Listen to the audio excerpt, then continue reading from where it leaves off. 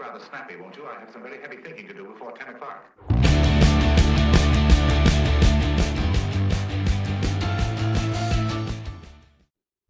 Jeff, thank you so much for coming on today. So much to cover, but as my ADD goes, we're not going to stay on for 45 minutes or we're not going to do a Rogan marathon. Welcome. Thank you for taking the time out. How's everything up in cold upstate New York? It's cold and it's upstate New York. I'm loving it, man. It's what you It's the expect. greatest. That's I right. think, it's funny. Everybody you talk to from Syracuse, and for people listening, I'm from Syracuse. I've gone up and down the East Coast, but now I'm back in 85. It's going to be 90 today in Central Florida. So I'll be moving to the pool soon. But anybody you talk to from Syracuse, it's almost like a badge of honor that we're from there because we deal with the worst weather in America and we get 90 days of beauty. Is that accurate? That's very accurate, actually, and it's somehow getting worse because over the winter, everybody likes to make fun of the snow and how cold it gets. But this year, I'm a snowboarder. My family likes to go snowboarding, and my wife skis, and there was like 3 days of good powder days. So it's just like wet and cold now, without at least the fun of it. I don't know. It's getting worse. Well, you're in Skinny Atlas, which if anybody has ever been to upstate New York, Skinny Atlas is probably the most beautiful lake town, picturesque. You guys water sports too? You out on the boat? Oh my gosh, any chance in those 90-day window that you talked about where it's really beautiful, we're on it probably 89 of those days out on the boat. It's an amazing village and lake, and yeah, we're really, really fortunate to be out here. That's awesome. So the whole theme of the podcast is talking about imperfection and how we take things that, maybe didn't go our way and then kind of bring it back to how did that help us. But before we get into that, one thing I like to do is really give the audience a chance to know people that aren't the typical formula questions and all of that. So Jeff, we're going to do a few questions real quick. Number one, favorite pair of sneakers? Oh, that's easy for me actually. It's Nike SB Dunks, and they come in black, white, gray, and like a navy blue, and I have all four in multiple. Like I have two of at least each because that's the only shoe I really wear. It's wonderful. That's awesome. I found that with Vans. They made this new line that's like cushion. I got a bad back the older I get, but I bought every color they have. And Yeah, then there's some that if I'm going on stage or I'm presenting, those are the good ones for that. And then the yeah. other ones are play around. I Yeah. have the same. Uh, I have some I keep in mint, and then I have some that just I wear every day. yeah. So as a founder and an investor, you read about Zuckerberg. He has, the same pair of jeans, 15 pairs of those, same t-shirt, because he doesn't like to spend time coming up with that. Same thing, different. I think it's probably that it's a time thing more so it's a preference thing. I'm very specific in what I think looks nice, and I grew up skateboarding. I've been skateboarding since I was 12 years old, so having that professional slash skateboarding look and staying authentic to myself, it's like hard to find that mix. So once I found those shoes, I was like, oh cool, this is good. That decision's been made for the rest of my life. I'm all set. Excellent. Last search you did on Spotify, iTunes, what kind of music was it? Oh man. So there's a Death Cab for Cutie Postal Service show coming up in Albany and in a couple weeks, and I'm actually taking the whole family out there. And so I think I was listening to a mix of one of those bands. Awesome. People usually, the question, it's, hey, what's your favorite band? And I have like 15 and it Yeah, depends on the day and if the sun's out or, that's right. so it's a good look back to just say, hey, what are you feeling right now? I heard on the 325 podcast, Tommy Lincoln was on there and he was talking about, that's actually one of the interview questions he asks. He said, you can tell a lot about a person by the music that they listen to. So it's something I always ask in interviews I've done as well. Tattoos, yes or no? Absolutely. I have a couple, and I'm looking to get more. It's one of those things that I haven't found the exact right thing yet, but when I do, I'm going ham on it. Yeah, they're permanent, by the way. Oh, really? Yeah, Oh, I was just waiting for these to fade, and I thought I'd yeah. switch them up. I See have that. to I have to laugh. My mother is hilarious. And everywhere we go, if she introduces me to her friends, she's like, this is my son, but he's got a great job. But I'm that's like, crucial. hey, thanks, mom. Um, Next question. What is one thing that you learned in college that is stuck in your mind? Because you went to Oswego, graduated in the mid 2000, Yeah, 2007, I think it was, that's right. got Yep. your doctorate in 2021, honorary doctorate, which is All right. amazing. Sure. Um, but thinking back to that time, because those were honestly before kids and marriage, those were the best years of my life. What's something that you took away from that that sits with you today? Um, Well, probably two things. One, I took a public speaking course in college that prior to that I did not realize the fear that I had for public speaking. I thought it was one of those things. I genuinely had never done it, and like it just was never a thing that crossed my mind. I took the class, and the first time I ever had to give a speech inside of public speaking, I was literally the kid with shaking hands and looking at a paper and reading and stumbling.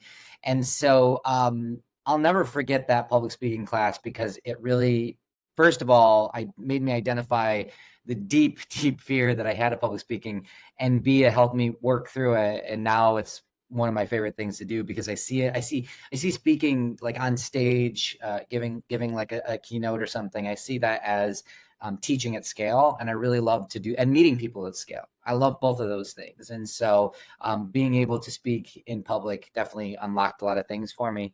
And the second thing is probably, I traveled abroad in Nice, and anytime I go back and speak to any school, I always tell them, you got to study abroad because that's where I met my wife.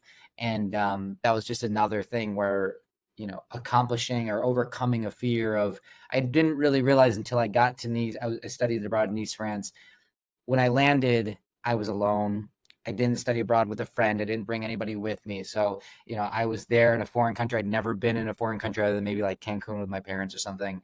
Um, and I realized that this was a very strange space for me, to be alone, to not be around the comfort of friends and family, to have real no security blanket, to be in a completely different place.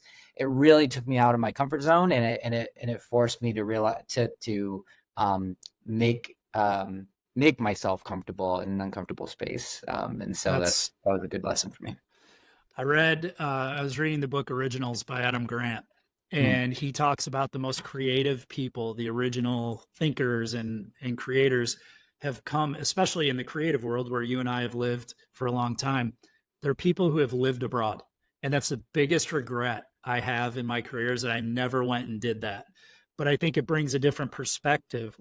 Is that something that you feel, again, we'll talk a little bit more about Digital Hive and some of your ventures now, but was that living abroad, did that have a big impact on how you ran your business? Yeah, I think it had a big impact on how I live my life. And I think that when you run a business, you over time it wears you down into being authentic, right? Like, the trials and tribulations you have as an entrepreneur. I think that if you're trying to be something that you're not, you'll burn out a lot faster than if you just are who you are. And so I think those lessons that I learned when I was abroad certainly taught me a lot about resilience and grit and bouncing back from really tough situations. I felt really lonely. I think that a lot of times, I glamorize, like personally, I even glamorize the studying abroad thing, because it was incredible, one of the best times of my life. But for the first month, I remember I was in one of the darkest places I had been in my life because I felt so alone. I grew up in a small town. I went to a small college, and every step of my life, I had this very deep and tight network of friends. And the moment I landed in France and was like, "What now?"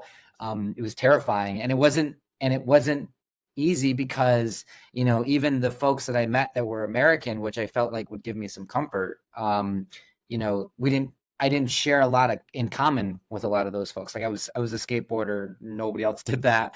I was into like punk music and hardcore and all these. Nobody else was into that. I just didn't share a lot of this. I didn't drink growing up. I still don't drink. I'm allergic to alcohol, and so drinking and partying was not my scene. So just all these things combined put me in this like I'm the weird kid now that took some time to break into a friend group. And so yeah, I think that all those things definitely taught me to be a different kind of leader, to be more empathetic to those that aren't quite like everyone else. And I definitely walked away with a lot of lessons that I applied later in life.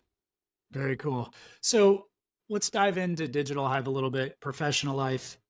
Not everything's easy. I remember, you and I crossed paths and were introduced very early in Digital Hive when I Yeah. was with a fintech, and seeing that, I got to see it from both sides. One, we did a little work together, but two, watching you and your partner build this culture that was in this little office in Armory Square, or not Armory Square, Franklin Square, Yeah. and then growing to the point where you were Inc. 5000 4 times in a row. I've never seen, I thought it was like 10 years in a row, the way that you promoted it. And by the way, you are one of the best promotional people I've ever met. So I was excited to have this conversation today, but you did that, and 56 employees became employee owners at the end of the line where you sold to Butler Till. How, I mean, you and your partner starting this to that, to even to get Inc. 5000 is awesome. In a small town, recruiting is very tough. I tried to recruit in Syracuse and it was difficult. Now it's a whole different game because of people like you. But talk about some of the things, you talked about resiliency and grit. There are those moments where you doubt yourself, or the team isn't, the business just isn't going right. Talk a little bit about that and how you kind of leveraged that and took it and got positive momentum. Yeah. Yeah, Chris, like I think that especially in the entrepreneurial game, imposter syndrome is so common, right? Imposter syndrome being the thing where, you don't feel like you belong in the position that you're in. You feel like you're faking it, and I think that it's so common because you're leading an organization, you're leading people, you have a vision, and of course, no one ever feels 100% confident in anything they do. There's always doubts, right? And so when you're an entrepreneur, I think that imposter syndrome can creep up really easily. The thing that helped me combat it, because I can tell you that more often than not, I felt like, what the hell am I doing here? And the thing that helped me combat it was that I knew that going in. I'll tell you the biggest advantage that I've always had through my life is that I wasn't good at school and I didn't come from a family with a lot of money. So those two things helped to genuinely ground me in this reality of like, I am never, literally never the smartest person in any room. And I know that's like a cliche now in business to never be the smartest person, but it is true to actually know that, hey, I was never great in school, that I didn't come from a family that was surrounded by entrepreneurs, business owners, whatever. What it allowed me to do is two things. One, it allowed me to have a genuine curiosity about life that is constant. Like I love learning about everyone. Like, how did you get where, like the thing you're doing right now, the podcast and like asking people is genuinely my favorite thing. So how I applied that Digital Hive in marketing was I love to get to know people's businesses. What did you do? How do you market to people? How do you tell your story? How do you create the thing you create? What makes you unique from your competitors? Like all these things I genuinely wanted to know. I'm a sponge because I walk in knowing that I don't know, and I have no ego about that. That's the other thing that I think it helped me do was just feel like confident in my not confidence, in my lack of confidence. I felt confident that I was someone that, while I don't know a lot, I'm really excited to learn. And so I think that helps with imposter syndrome because oftentimes imposter syndrome comes when you're supposed to be the person that knows everything. Or your perception is that you think that you're supposed to be the person that knows everything. When your perception of yourself is, I don't really know a whole bunch, but I'm really excited to learn, it makes you feel like I do belong here because I'm not supposed to be the person that knows everything. I'm just supposed to be the person that learns, synthesizes that information, and shares it with the group. And so I think that's been the biggest help in my career is walking in and just being like, I'm just happy and grateful. That's, I guess, the third thing is I feel grateful to be in the position I'm in because I'm not the smartest, because I didn't come from very much, that I'm like, every day I'm like, how is this happening? Like, why do I get to have this incredible family and live this incredible life and do all these amazing things? Like, I don't know, to be honest, outside of just every single day I'm trying to learn and add value to people's lives. Like that's genuinely it. So, you know, it, that's the nice thing is just being kind of dumb helped me out a lot in life. Yeah, what you said, it hits me because even doing this podcast, I'm very comfortable being in front of people, and we've known each other for a long time. I can stand up in front of banks, or I'll hold my own. Doing this, it's like, whoa, or going out and being an owner of a company. I own a small business now. I went from the security of being a CMO to I have no identity and I have to do this on my own. And then, well, what do you do? But I think that, like you said, the authenticity and not being the smartest person in the room, it's okay. And the imposter syndrome, I think, is healthy, because if you don't have it, I think either everybody's bowing down to you or it's just a bunch of bullshit, to be honest with you. So I love that. The gratitude. Talk to me about, so anyone who's run an agency, or, especially now in the last 10 to 15 years, it's a very young, it's a young person's game. And I don't mean that in a way that, because I'm on the older scale. I'm in my late 40s now. So I'm almost a little nervous about all the new technology and everything. But keeping younger folks motivated while you're still trying to get your footing. It's not like you were established and then you built yourself and you built a company. How did you do that with the employees? Obviously authenticity, but how else did you keep everybody motivated to keep their eye on the prize? Yeah, so I think one of my deepest insecurities was how to become a leader. And this started from a very early age. When I was in school, I was always the captain of a whatever, soccer team or sports team or whatever. And it just kind of came natural for me. It made me, I always wanted to be the person that was helping to guide other folks and make the decisions and, put myself on the line. So I think that like leadership piece was very deep inside of me and the desire for it. But the thing that didn't align was my actual leadership ability. When I first became a leader, was in television, and I got a job. That's how I moved from I worked and lived in Rochester at a TV station out there, moved to Syracuse to take a job as a sales manager at the CNY Central, which was the NBC, CBS, CW affiliate. And so I'm a sales manager. I got what I wanted. I wanted to be a manager. I didn't know why I wanted to be a manager, but I felt like I wanted to be a manager. I ended up managing a team of 12 people. I think it was 12. And everyone on the team, I think the youngest person on the team was 52 or something like that. The majority of the folks that were on the team, I'm sorry, there was one person that was, I think, maybe in our late 30s, early 40s.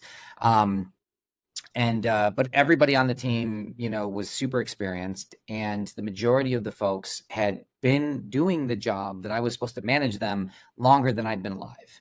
So that was a very humbling experience. And I don't blame anyone. They didn't really want to take me seriously as a manager, combined with the fact that I was a horrible manager. The fact that I got in there and I tried, the first thing I did just instinctually was try to be everybody's friend, like try to be everybody's buddy. I hear you. And it was a tough job. And that didn't work, because then everybody wanted to kind of take advantage of me. And so then I went the polar opposite direction and became like the biggest asshole and was just like, yelling and pounding my fist on the desk. I was lost, I was trying everything that, and then, so I realized really quickly that I was bad at this. And then I left that to start Digital Hyve. And I think I was, one of the things I can really say from my experience is that bad experiences are your greatest teachers. And I will tell you that I never would have been able, to your point, and thank you for the kind words, like I would have never been able to build a culture of like we did at Digital Hyve, without having the experience of being really, really bad first. I had to go through that and try it all out to then realize, okay, well, none of that worked. None of the pretend stuff that I was trying to. So let's just try to be completely myself, and that was everything from that. In that job, I had a suit and a tie, and every day was a jacket, very, very, that person, to, Digital Hyve, I was wearing t-shirts and hoodies and jeans and sneakers. And the more and more I felt like my true, most authentic self, the better I could lead, because everyone when you're a leader, you are watched by everything you do by everyone. Every single thing you do is it's like everybody's like a hawk. You blink the wrong way, you speak the wrong, people pick up on it. You have a little bit of a tone or whatever, people pick up on it and they follow your lead. And so the best thing you can possibly do is to drop all airs, be 100% yourself, and lean into the idea of like, all right, I'm going to lead by my most authentic self, which was, again, going back to, I don't necessarily have all the answers, but I have this vision of what I want to do. And if you're down, that was always part of the interview. Like, here's what we want to accomplish. We want to be on the Inc. 5000. We want to grow fast. We want to be able to take care of our employees and have a really cool culture and help our clients and do all these things that were really important. I'm going to share that with you, and we're going to work together to get to this goal. If you're down, like, let's do it. If you're not, you'll find it really quickly you're not a good fit for our culture, and they'll probably leave themselves. And so I think that, it really does come down to just like dropping all the bullshit and just being yourself. You've done two things. You've said two words that I love and appreciate because I swear a lot: asshole and bullshit. So thank you for being the first to do that. Awesome. I think I learned that on a potato farm. My father, God bless his soul, he was a gentleman, but man, could he swear. And it was a compliment too. So, I think that's important that you can bring that into a culture. I empathize so much, and I can identify and relate with being a shitty manager. I sucked. Again, and I'll be the first to tell people, just like you. And I think that's why we've always respected each other, is I was about myself and self-preservation. I wasn't the owner of a company, but we were building something big. And at first it was, how am I protecting myself? Yeah. What I realized, and I think, and you and I both became parents around the same time. Once I found out my wife was pregnant, it was like I hit a brick wall where I started to look at the world differently.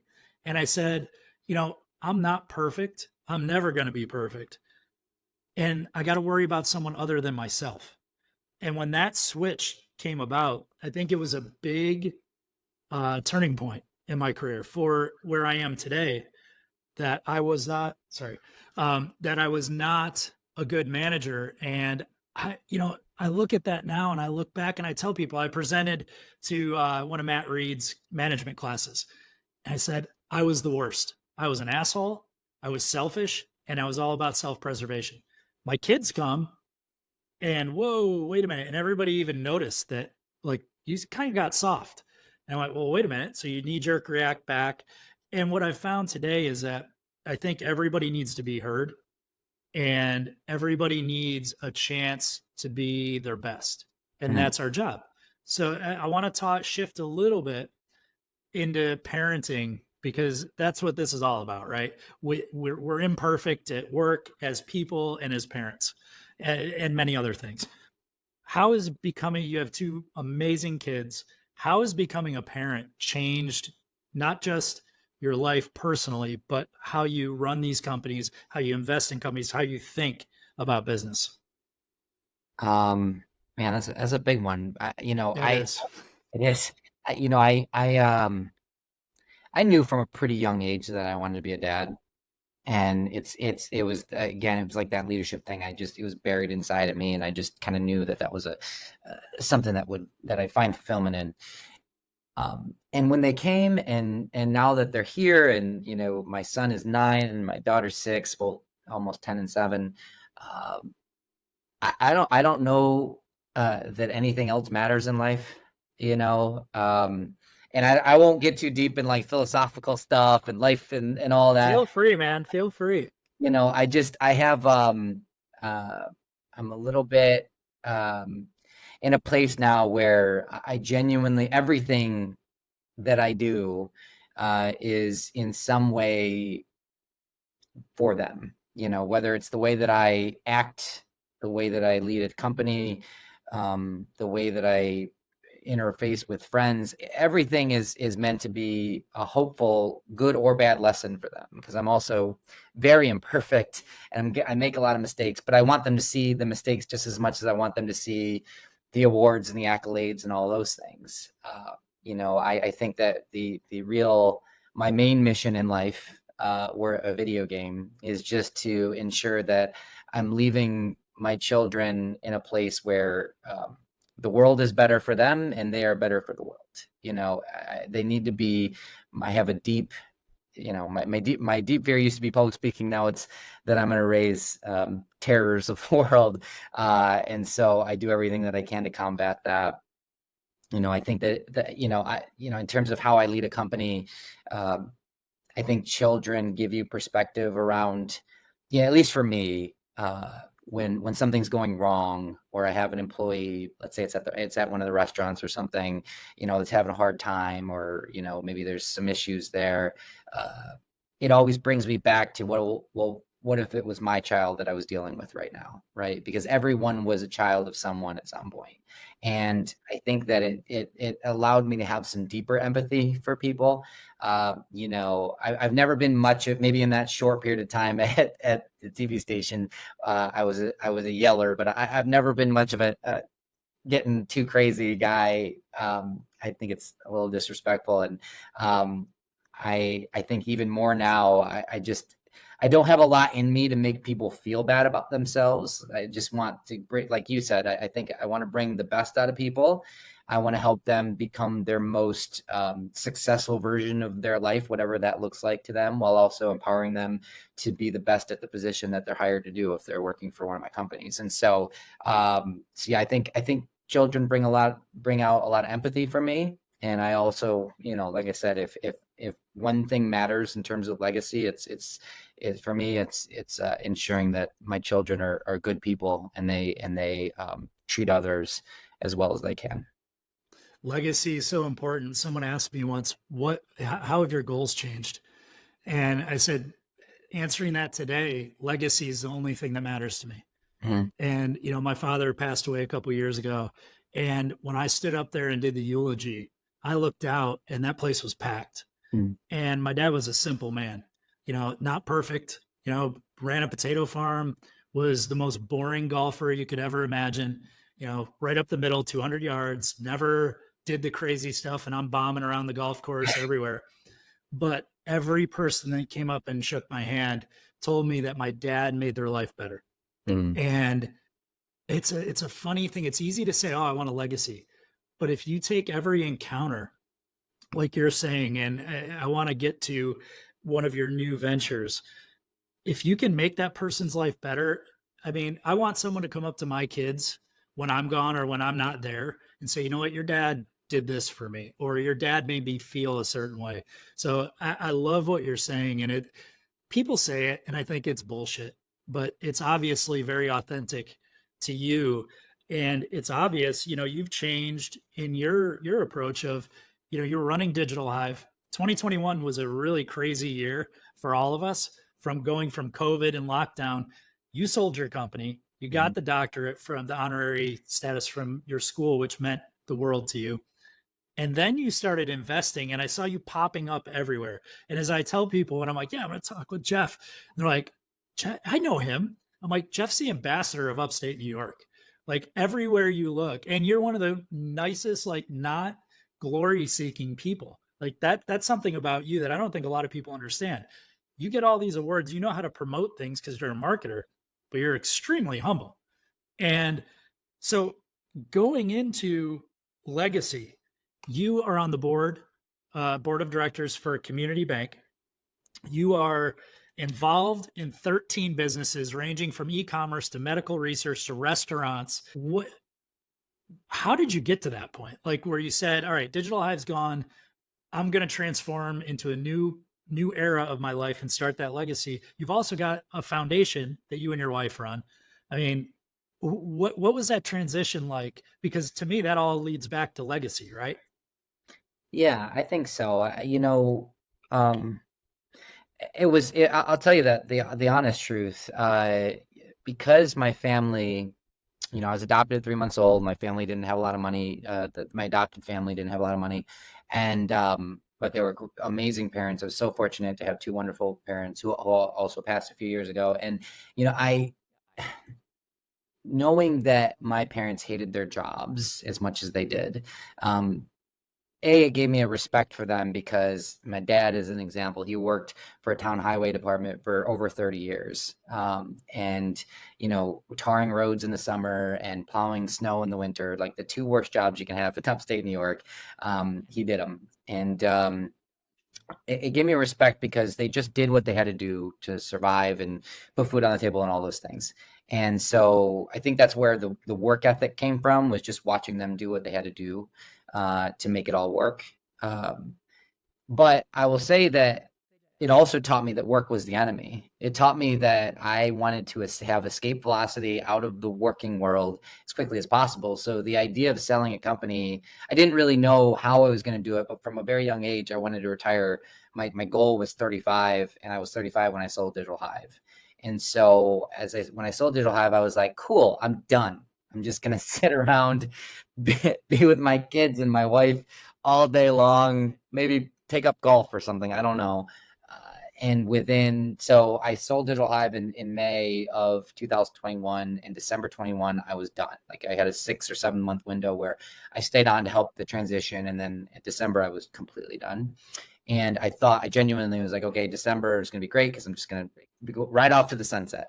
And by the time, I think like August rolled around, I was like, all right, let's go. Let's start some more things. And I realized really quickly that for me, work was not the enemy.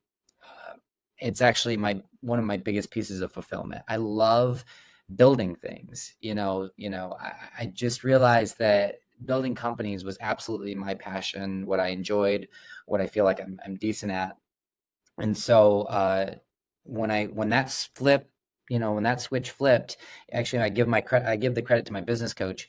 She taught me that for a long time, what work was for me, whether it was building Digital Hyve, working in a company, trying to make as much money as possible, I was running away from what she has deemed the poverty monster. I wanted to get away from the fear of ever getting back in this, cycle of not having enough money. And so I was running away, and that's my goal was here. And I was always running away from that poverty monster. Whereas she was like, well, what if now that that's not the motivation, what if instead of running away from something, you start running towards something? How much more fulfilling is that? How much more can you accomplish? And I've really realized the unlock there as I've kind of explored that deeply. Now doing so many things, that's really been the motivation, is understanding that, to affect change, to build companies that provide jobs for people, meaningful income, fulfilling work, solving problems for societal issues, and all these things. It's incredibly fulfilling and incredibly exciting in a way that was not as fun when you're trying to run away from the poverty monster as it is towards running towards the thing that you actually want to accomplish. And so that's been the best part for me, is that the motivation switch. And now I'm really enjoying all the various things that I do because I recognize that they're things that I want to be doing, not things that are getting away from the thing I don't want. Yeah, I think when you realize that, it changes your life, and I think it allows you to help people more because self-preservation isn't your top priority. You created, along with two amazing other individuals that I respect the hell out of, you created the Profound Group. Talk a little bit about that, what went into that, and kind of where you see that going. It's an amazing collection of influential business people. Yeah, I mean that speaks to what I was just saying about running towards something. When I sold Digital Hyve, I realized pretty quickly that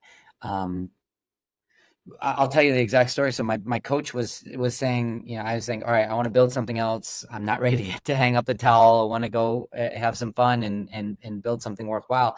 And she's like, okay. And I asked her for help to think through that. She said, okay, what are all the things that you love about your career? What are the things that you've done throughout your career that you just really found fulfillment in or really enjoyed at the time? So I made a list, and it was like connecting people, meeting new people, learning about companies, speaking from the stage and teaching at scale, creating really unique experiences for people. I just ran down a list of all these things.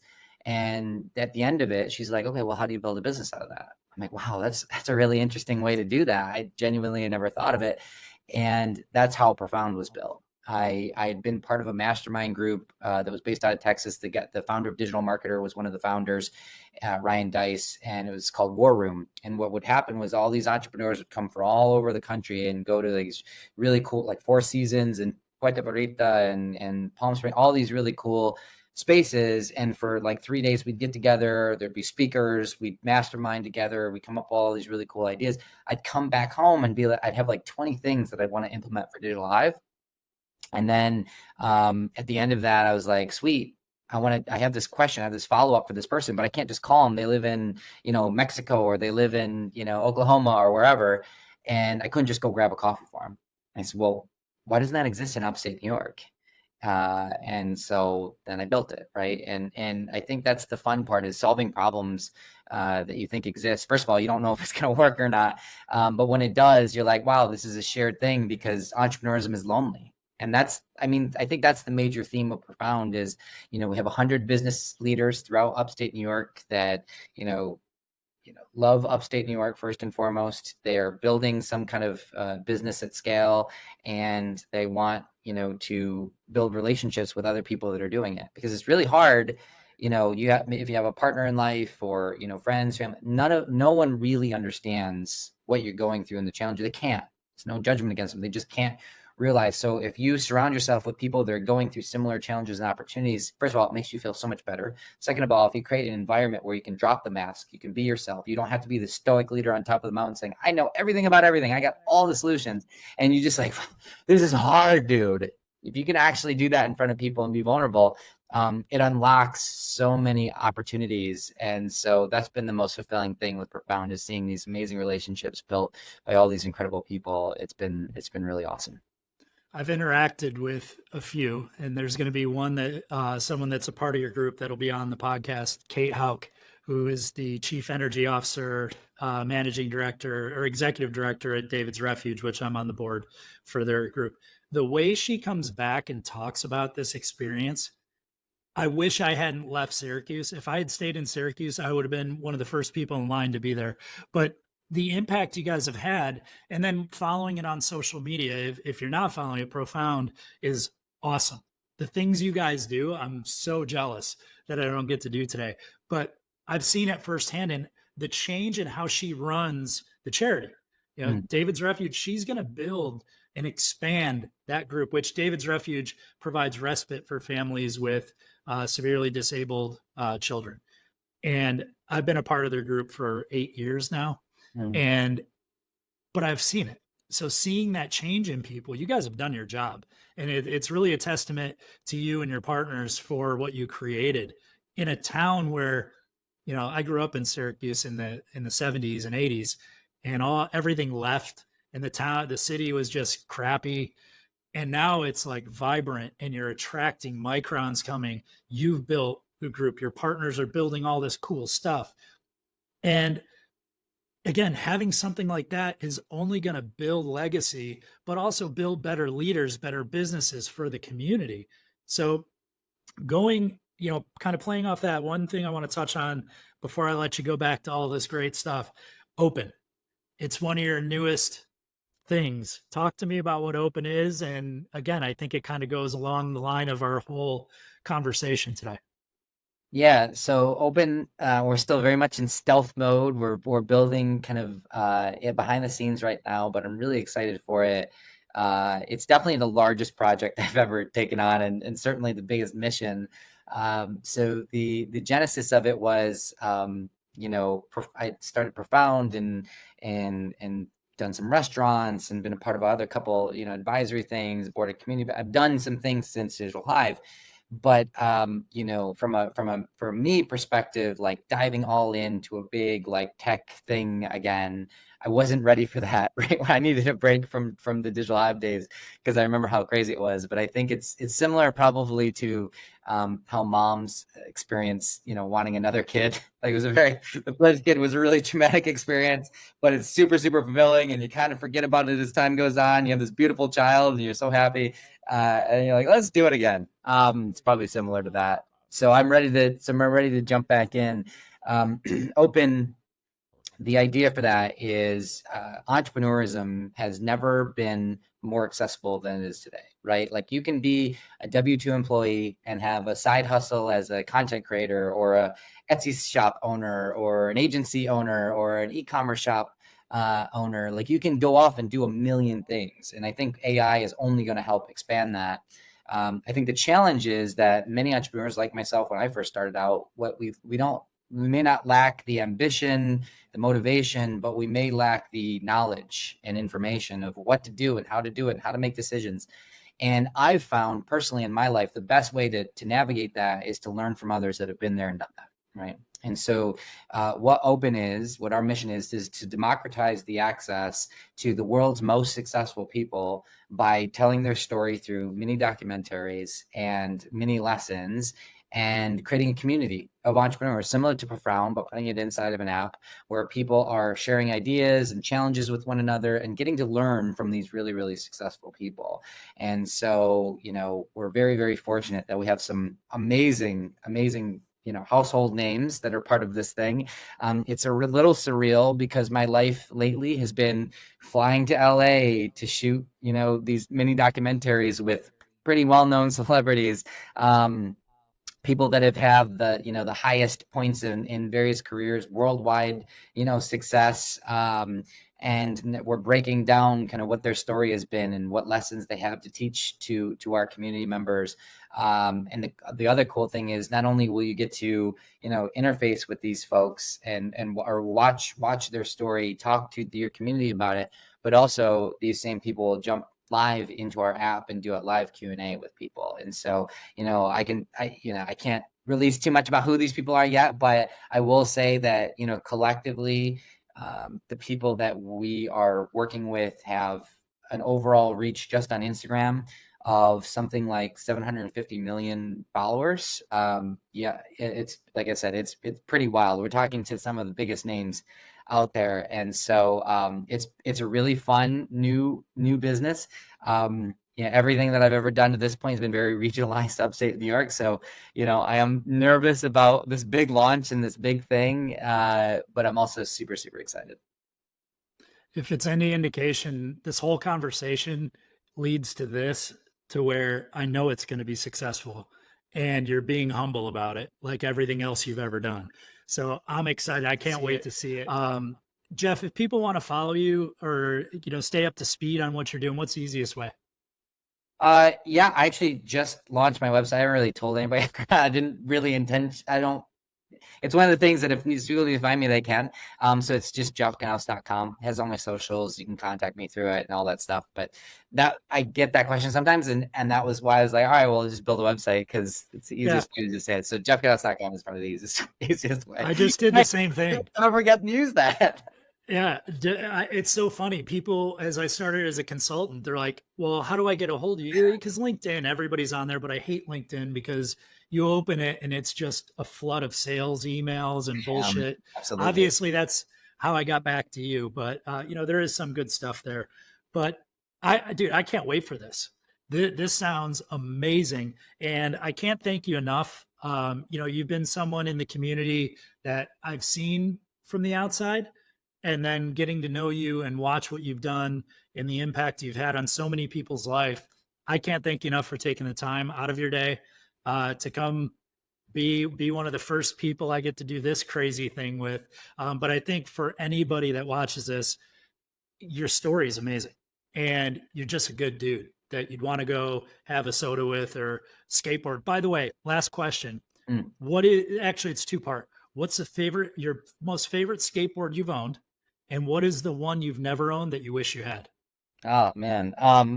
My favorite skateboard for sure is the very first professional board I had. For a long time, we didn't have enough money to buy a professional board. And so the first board I ever got was through a kid that was at a skate park, and he had one.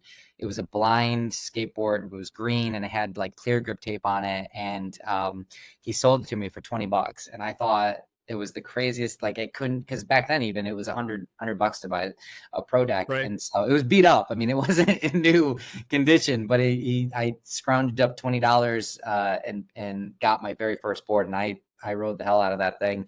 And one of my biggest regrets in life is that I think I lent it to a friend at one point, and I don't have it, or else that's one thing that I wish I had. I don't keep a lot of relics or anything like that. That's one thing that I have pretty clear in my mind. And the skateboard I wish that I've never had, I don't know, man. I don't get super connected to the brands necessarily. There's a few companies that I've liked that I've rode. Like Enjoy is one of the brands that I like, but it's mainly because of the riders. So there's a handful of riders that I really resonated with. I like their story, I like their style. And so like Day One Song and Louis Barletta and a few other people. So I'll try now that I'm older, see, because like before I was only buying like blank decks, like when I was a kid, because I couldn't afford it. But now when I'm older and can afford decks, and by the way, I'm terrible at it. I'm so old and so bad, and it's so terrible. It's embarrassing. But if I get a new board these days, I try to support the Escape the professionals that I couldn't support when I was young, but now I can by getting their board. I've reached the age where I've gone to the longboard. Nice. So now I'm just cruising, I live in a cul-de-sac and I cruise around there, but now I have helmet, and I actually, when I was a kid, no helmet, no pads, nothing. Now I'm like, man, everything hurts. Even just stepping off the board wrong. It's ridiculous. No question, man. I love snowboarding and skateboarding and wakeboarding and doing all the board sports. And it's causing a toll for sure. I can feel it these days. So trying to be cognizant of that.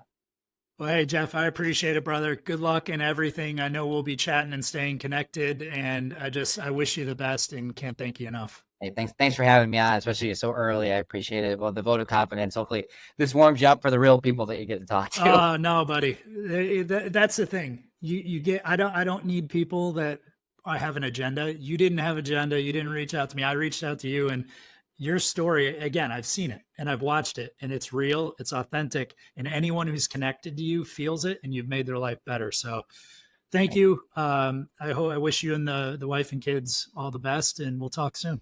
All right, buddy. Thanks. You make this rather snappy, won't you? I have some very heavy thinking to do before 10 o'clock.